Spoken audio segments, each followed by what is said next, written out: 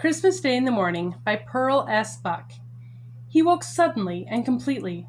It was 4 o'clock, the hour at which his father had always called him to get up and help with the milking. Strange how the habits of his youth clung to him still. 50 years ago, and his father had been dead for 30 years, and yet he waked at 4 o'clock in the morning.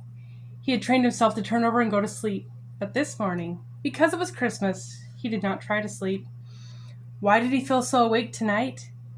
He slipped back in time, as he did so easily nowadays. He was 15 years old and still on his father's farm. He loved his father. He had not known it until one day, a few days before Christmas, when he had overheard what his father was saying to his mother. "Mary, I hate to call Rob in the mornings. He's growing so fast, and he needs his sleep. If you could see how he sleeps when I go in to wake him, I wish I could manage alone." "Well, you can't, Adam." His mother's voice was brisk. "Besides, he isn't a child anymore. It's time he took his turn." "Yes," said his father slowly, "but I sure do hate to wake him." When he heard these words, something in him woke. His father loved him. He had never thought of it before, taking for granted the tie of their blood. Neither his father nor his mother talked about loving their children. They had no time for such things. There was always so much to do on a farm. Now that he knew his father loved him, there would be no more loitering in the mornings and having to be called again. He got up after that, stumbling blind with sleep, and pulled on his clothes, his eyes tight shut before he got up. And then on the night before Christmas that year, when he was 15, he lay for a few minutes, thinking about the next day. They were poor, and most of his excitement was in the turkey they had raised themselves and in the mince pies his mother made. His sisters sewed presents, and his mother and father always bought something he needed. Not only a warm jacket, maybe, but something more, such as a book. And he saved and bought them each something too. He wished that Christmas he was 15 he had a better present for his father. As usual, he'd gone to the 10-cent store and bought a tie. It had seemed nice enough until he lay thinking the night before Christmas, and then he wished that he had heard his father and mother talking in time for him to save something for better. He lay on his side, his head supported by his elbow, and looked out the attic window. The stars were bright, much brighter than he'd ever remembered seeing them, and one star in particular was so bright that he wondered if it were the Star of Bethlehem. "Dad," he had once asked when he was a little boy, "what is a stable?" "It's just a barn," his father replied, "like ours." Then Jesus had been born in a barn, and to a barn the shepherds and the wise men had come, bringing their Christmas gifts. The thought struck him like a silver dagger. Why should he not give his father a special gift too, out there in the barn? He could get up early, earlier than 4 o'clock, and he would creep into the barn and get all the milking done.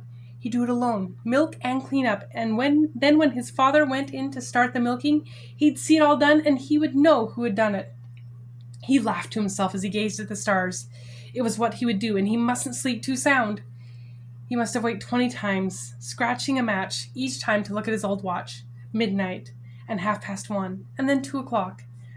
At 2:45, he got up and put on his clothes. He crept downstairs, careful of the creaky boards, and let himself out.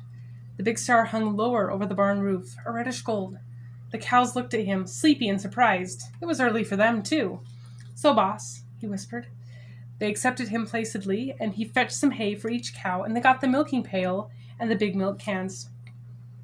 He had never milked all alone before, but it seemed almost easy. He kept thinking about his father's surprise. His father would come in and call him, saying that he would get things started while Rob was getting dressed. He'd go to the barn, open the door, and then he'd go to get the 2 big empty milk cans.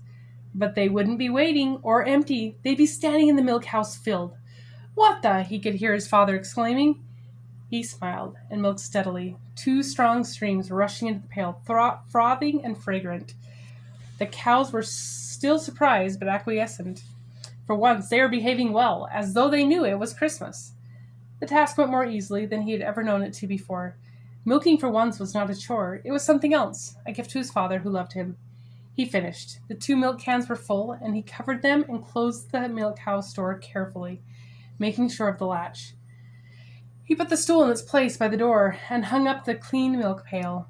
Then he went out of the barn and barred the door behind him. Back in his room, he had only a minute to pull off his clothes in the darkness and jump into bed, for he heard his father up. He put the covers over his head to silence his quick breathing. The door opened. "Rob," his father called, "we have to get up, son, even if it is Christmas." "All right," he said sleepily. "I'll go on out," his father said. "I'll get things started."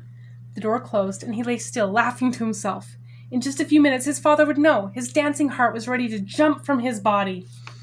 The minutes were endless. 10, 15, he did not know how many. And he heard his father's footsteps again. The door opened and he lay still. Rob? Yes, Dad.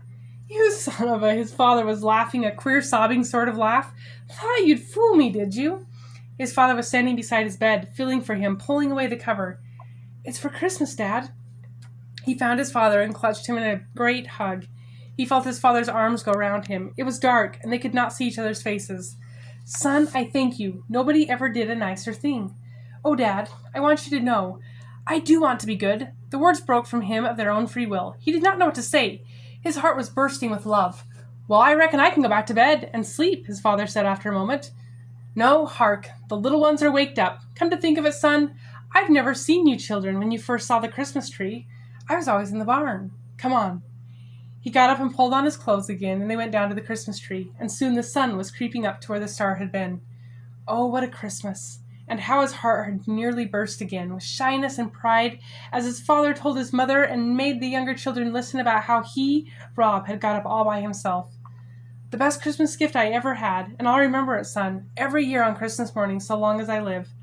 They had both remembered it, and now that his father was dead, he remembered it alone. That blessed Christmas dawn, when alone with the cows in the barn, he had made his first gift of true love.